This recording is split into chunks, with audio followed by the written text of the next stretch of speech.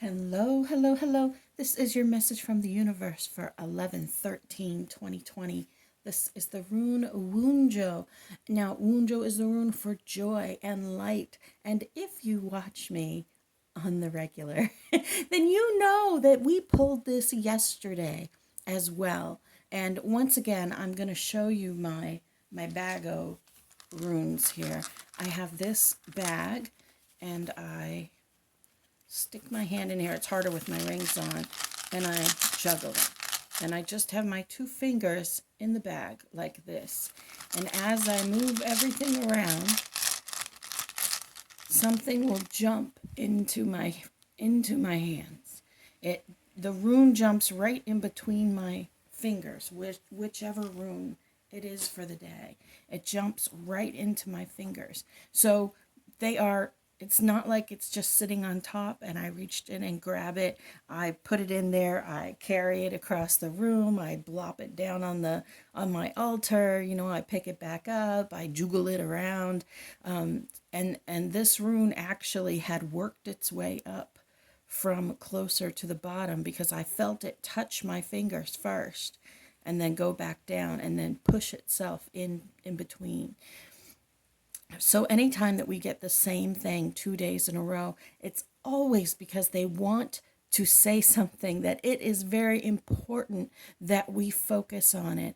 And focusing on joy and light is something that is so important in this energetic space that we're in right this very moment.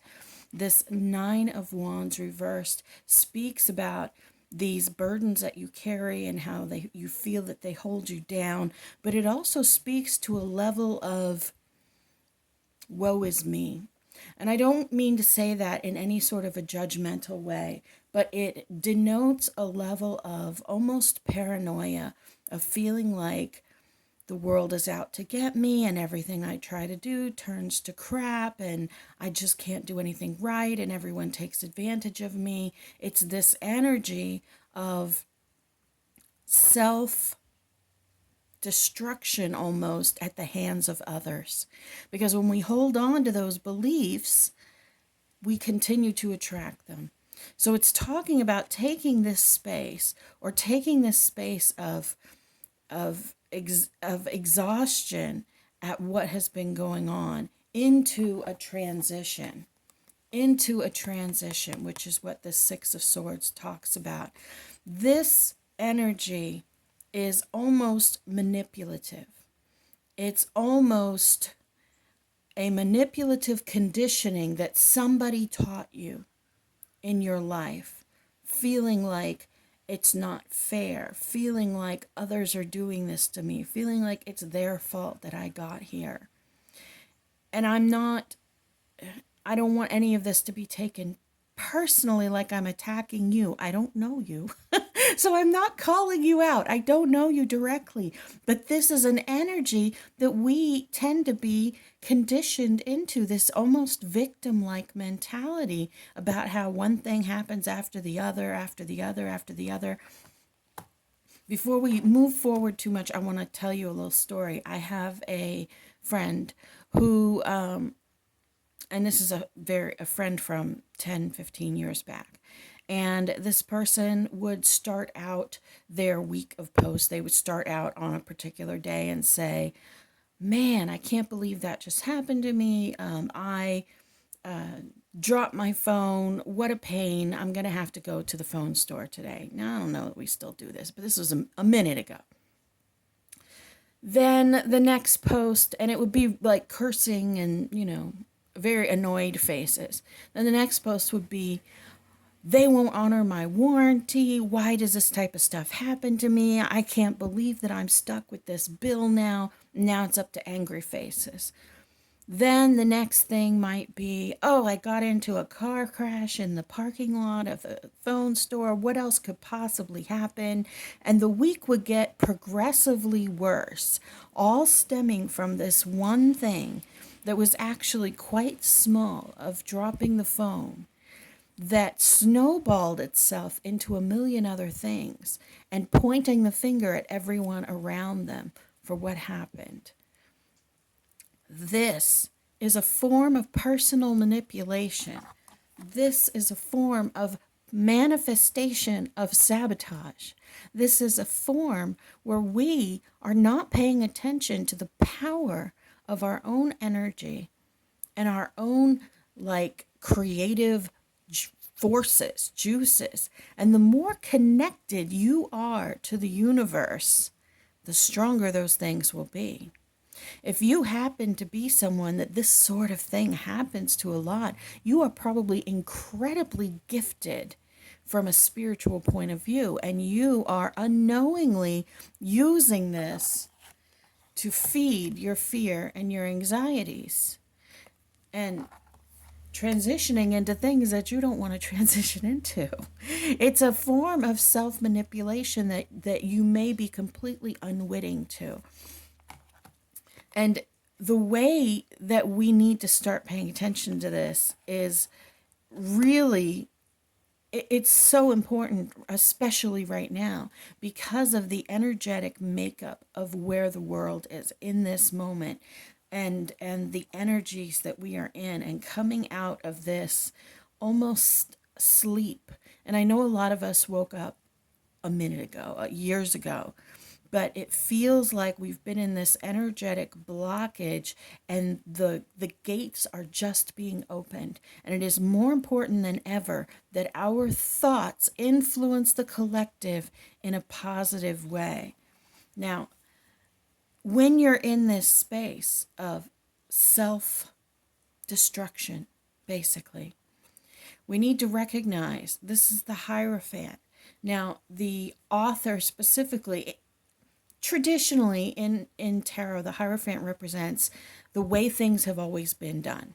It represents the way, like the preacher at your church, the leader of your spiritual movement, the person, like just the way that it has always been done. And there is a time and a place for that. There is a time and a place for that structure.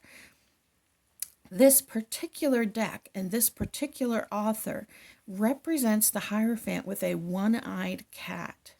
And that one-eyed cat represents Odin and his ravens. And Odin was almost like the rule maker in the gods. He could write his own rules, and he could break them if he wanted to. So she specifically writes about how it's okay to turn a blind eye on the way that things have always been done.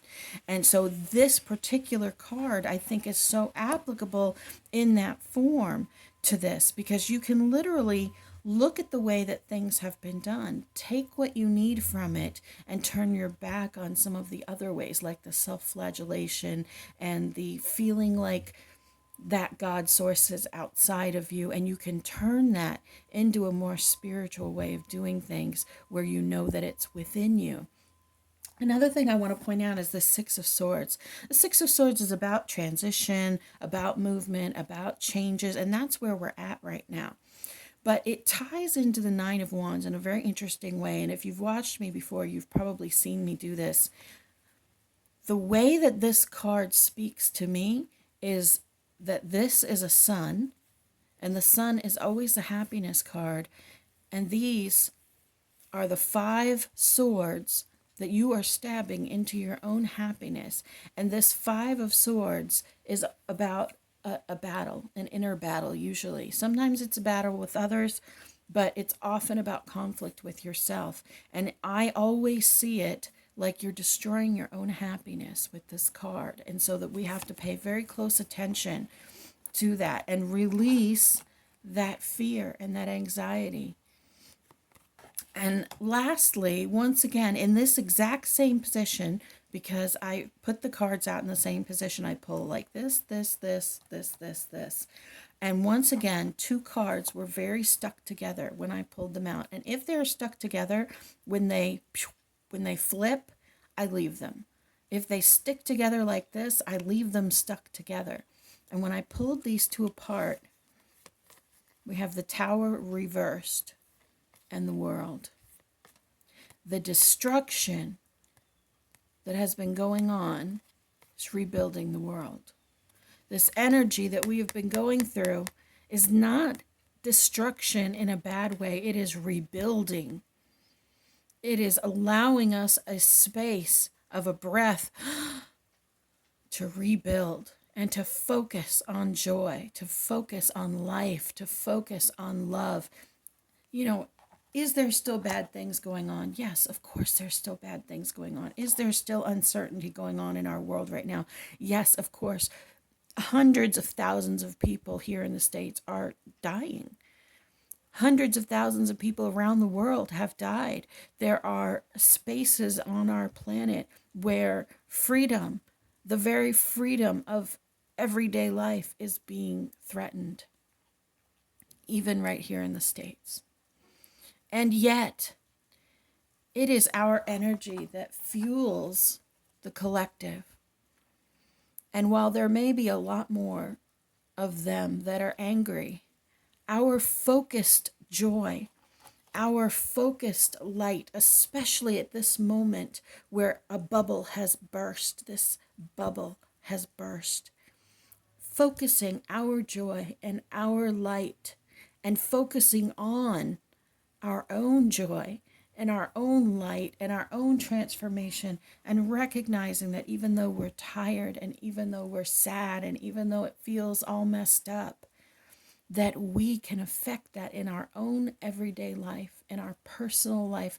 We can make the choice to focus on every bit of joy that we see.